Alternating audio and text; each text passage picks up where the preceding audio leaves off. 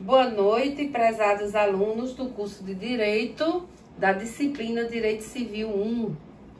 Vamos dar continuidade às nossas aulas a respeito das obrigações do pagamento e inadimplemento das obrigações.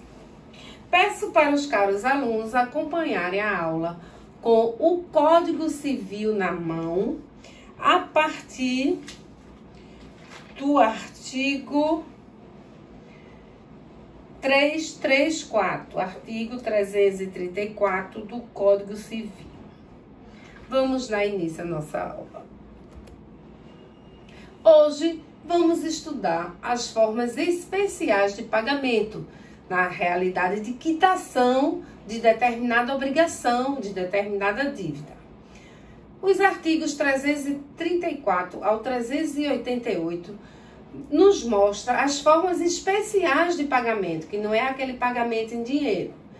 É o pagamento por consignação e nem é direto ao credor, tá? É o pagamento por consignação, a subrogação, a dação em pagamento, a novação, a compensação, a confissão, a remissão de dívidas e a transação. No entanto, a transação ela está em outro capítulo que não do pagamento das obrigações. Vamos ver isso posteriormente. Por isso eu peço a vocês que peguem o Código Civil e acompanhem a aula a partir do artigo 334 do Código Civil. Vamos lá. Bom, pagamento por consignação. Artigos 334 a 345.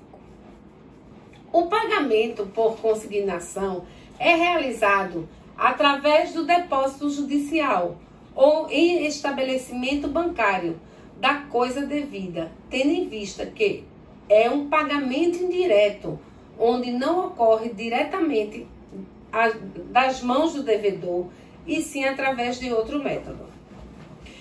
No Código Civil, a partir do artigo 335, a gente vai ver os lugares previstos, formas e lugares previstos para consignação, certo? Então, inciso 1º, quando o credor não puder ou sem justa causa recusar receber o pagamento ou de dar quitação na devida forma.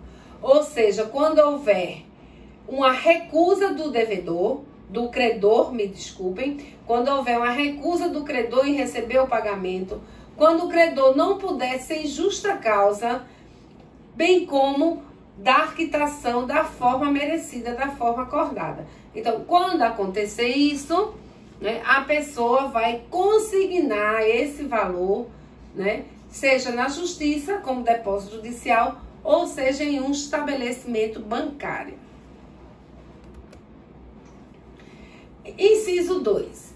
Caso o credor não for nem mandar receber a coisa no lugar, tempo e condição devida. A gente viu na última aula como é a questão da cobrança do devedor, que pode ter a entrega pelo devedor ao credor ou o credor ir buscar, né? Quer a dívida quer-lhe e porta-lhe. Então, no caso, o credor não for nem mandar receber a coisa no lugar, tempo e condição devida, certo? O devedor terá o direito de fazer o pagamento consignado, em consignação. Se o credor for incapaz de receber, for desconhecido, declarado ausente ou residir em um lugar incerto. Ora, eu não posso pagar um incapaz, sob pena de ser declarado nulo o nosso pagamento. Então, o que faço? Vou e realizo o pagamento em consignação. Também, se o credor morar em um lugar incerto, difícil de chegar ou muito perigoso, também posso realizar o meu pagamento consignado. Essas são as hipóteses legais, né? No inciso 4, nós temos, em caso de dúvida sobre quem deva legitimamente receber o objeto de pagamento. No caso, o devedor está em dúvida a quem pagar. Eu vou pagar o marido ou vou pagar a esposa? Não sei. Eu vou pagar os filhos? Eu vou pagar a quem? Não sei. Então, eu vou lá e deposito judicialmente ou em um banco de forma identificadora de quem eu estou deixando, para quem eu estou deixando lá o dinheiro. E assim me livro, né? Me cumpro a minha obrigação de pagamento. Pendente, na verdade é pendente, tá? Litígio sobre o objeto do pagamento. Pendendo litígio sobre o objeto do pagamento. Ou seja, tem um litígio sobre esse objeto que eu vou pagar. Enquanto não se resolve o litígio, eu vou e faço meu pagamento por consignação. Um exemplo básico é a questão de veículos financiados, né? Quando se entra na justiça para contestar a forma de cobrança que está sendo feita pelo financiamento, existe um litígio entre a financeira e a pessoa que deu entrada, o devedor, né, da financeira, e aí, para não ser acusado de demora ou demora, ele deposita o valor que ele acha, né, ou que o juiz determina que ele deposite. Então, vamos supor lá que a minha prestação seja de R$ 1.500. Mas eu fiz os cálculos com o contador que deveria pagar R$ 1.200, de acordo com o que tem de legal, dos juros legais, do percentual, da mora, de tudo. Então, eu vou lá e faço a petição ao juiz pedindo para consignar o pagamento em R$ 1.200 até que se resolva esse litígio de quanto realmente eu devo pagar. Funciona mais ou menos assim, em linhas bem corriqueiras, né? Bem fáceis do aprendizado.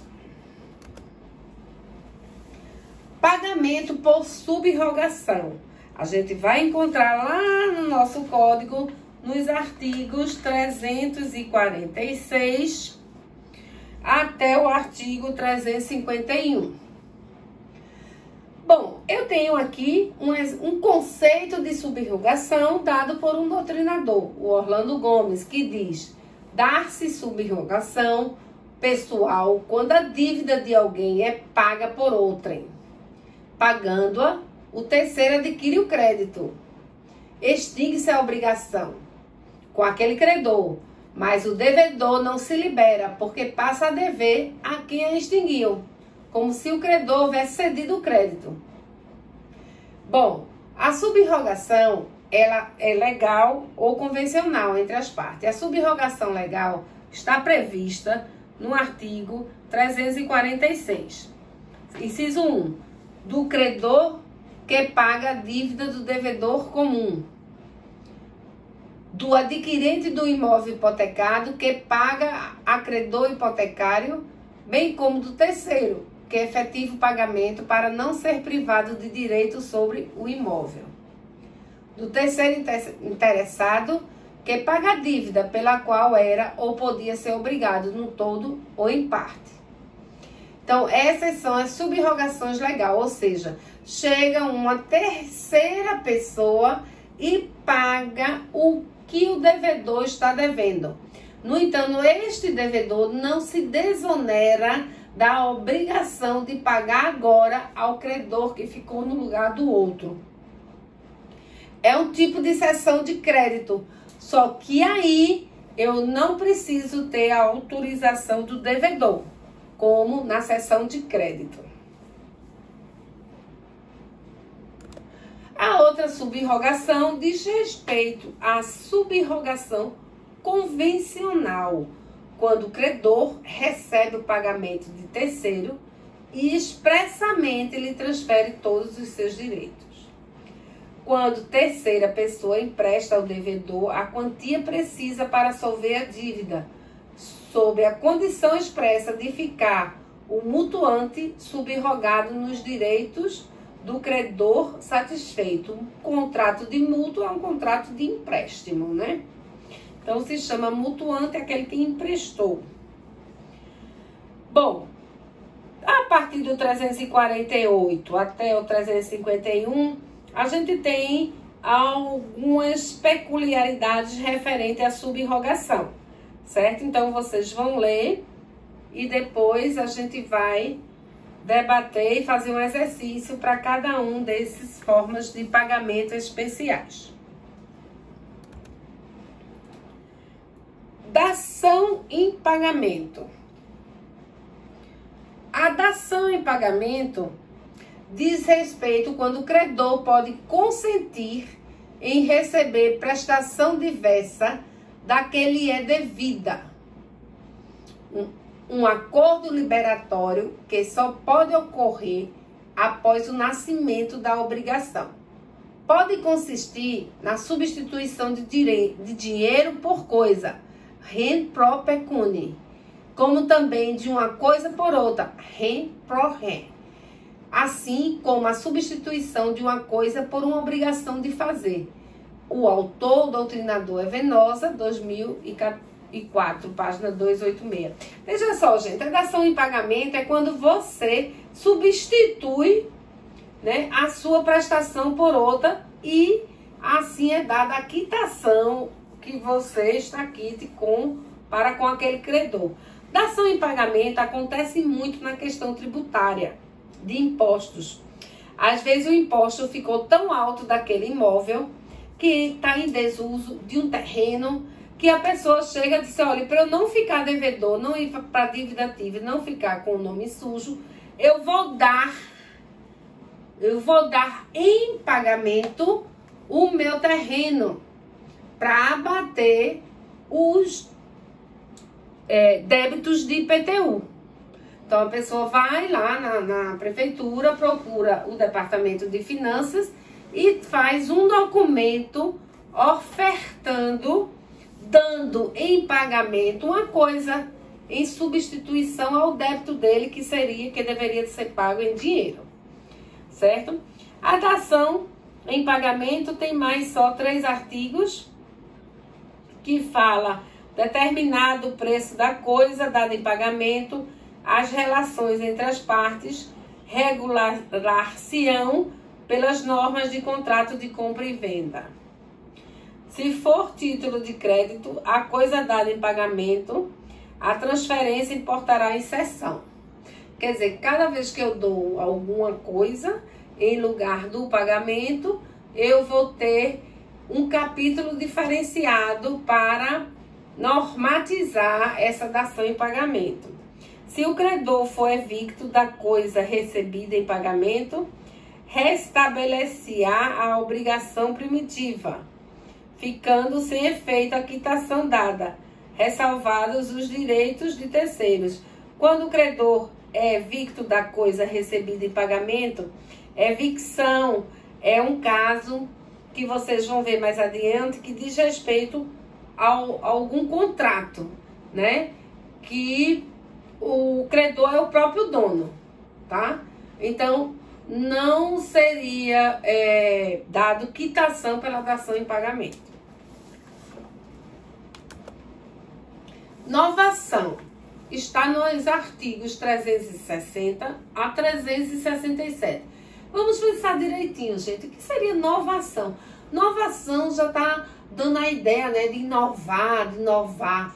Na verdade, deveria ser renovação, tá? Porque muitos acontece quando a gente tem um financiamento bancário e vai renovar essa dívida, né? Então, quita aquela dívida e faz outra, às vezes até maior do que a gente quitou. Então, vamos lá.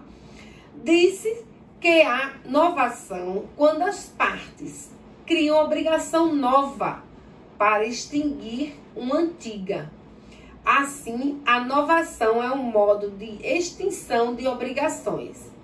Todavia, ao mesmo tempo que por meio dela, a primitiva obrigação perece, uma outra surge.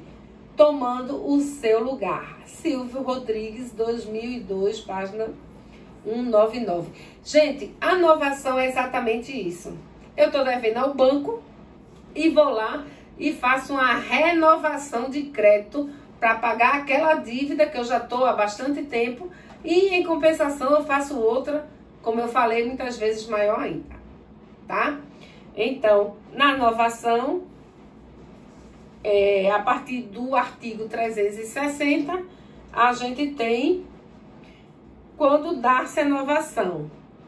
Quando o devedor contrai com o credor nova dívida para extinguir e substituir a anterior. Quando novo devedor sucede ao antigo, ficando este quite com o credor. E quando, em virtude de obrigação nova, outro credor é substituído ao antigo, ficando o devedor quite com este. Então, isso aí é uma previsão legal, está no artigo 360, nos incisos 1, 2 e 3, certo? Então, basta entender, a novação é você pagar uma dívida antiga através da contração, de contrair outra dívida, tá? E continua devendo aquele mesmo credor. Apenas abateu a dívida antiga.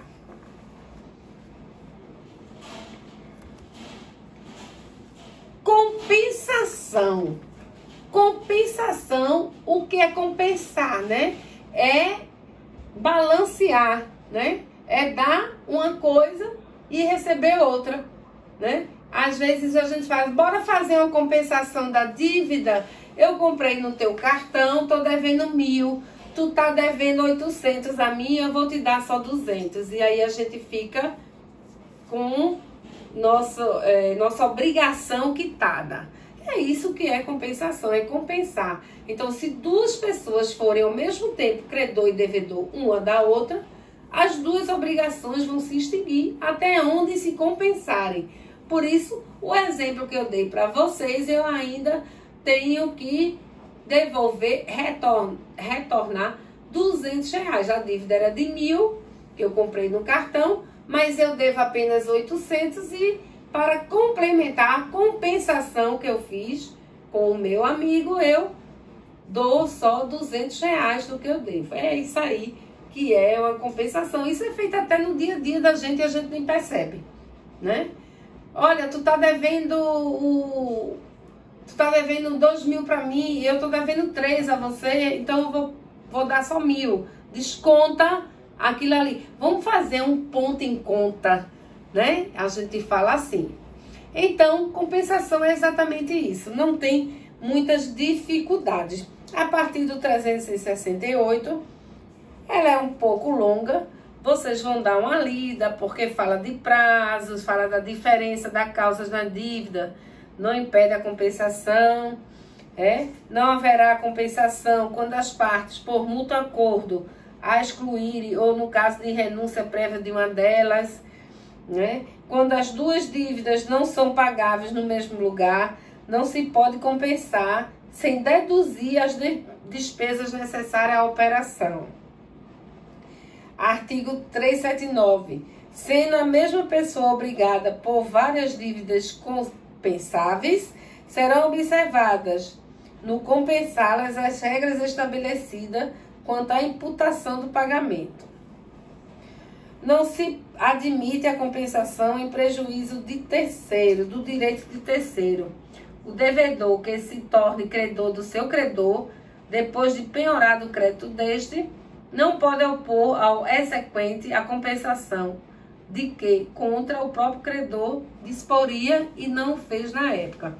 Gente, apesar da nossa disciplina não conter na contextualização a imputação de pagamento, mas eu falei aqui, a imputação de pagamento nada mais é quando a pessoa obrigada por 2 ou mais débitos da mesma natureza a um só credor tem o direito de indicar a qual deles oferece o pagamento, se todos forem líquidos e vencidos, certo? Então, a imputação é quando o devedor por 2 ou mais débitos da mesma natureza e deve a um só credor, certo? Ele vai ter o direito de indicar qual deles oferece o pagamento, se todos já tiverem líquidos, ou seja, certos, e já tiverem vencidos.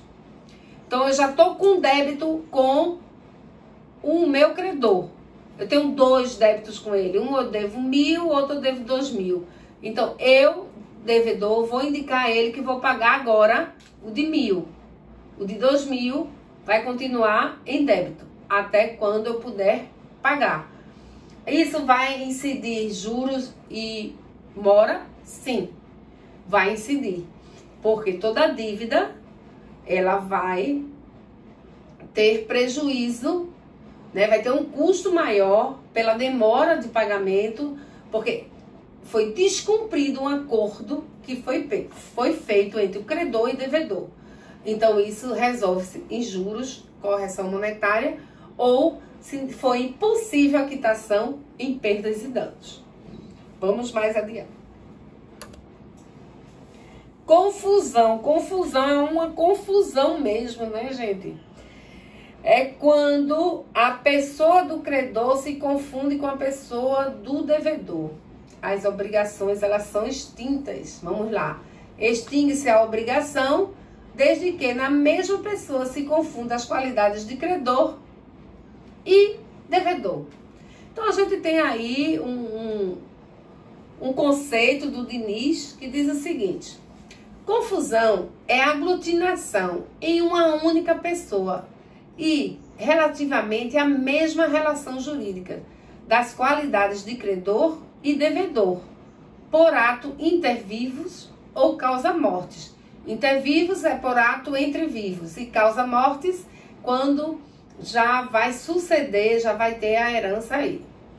Operando a extinção do crédito, em razão do impedimento prestandi, ou seja, da impossibilidade do exercício simultâneo da prestação e da ação creditória, TCA a extinção da obrigação. Vamos supor que minha esposa estava me devendo, ou meu marido estava me devendo um dinheiro e ele vem a falecer. Então, eu, como herdeira causa-mortes dele, essa dívida vai ser extinta, porque agora eu me tornei a herdeira necessária dele e com ele as dívidas. Então, eu vou pagar a mim mesmo, né? Não tem essa suposição aí de normas para eu pagar a mim mesmo, tá? Então, extingue-se a obrigação. Aí, a obrigação está nos artigos 381 a 384. Cessando a confusão, para logo se restabelece com todos os seus acessórios a obrigação anterior. A confusão operada na pessoa do credor devedor solidário só se extingue a obrigação até a concorrência da respectiva parte no crédito ou na dívida, subsistindo quanto ao mais a solidariedade. Ou seja, vai existir a dívida, certo?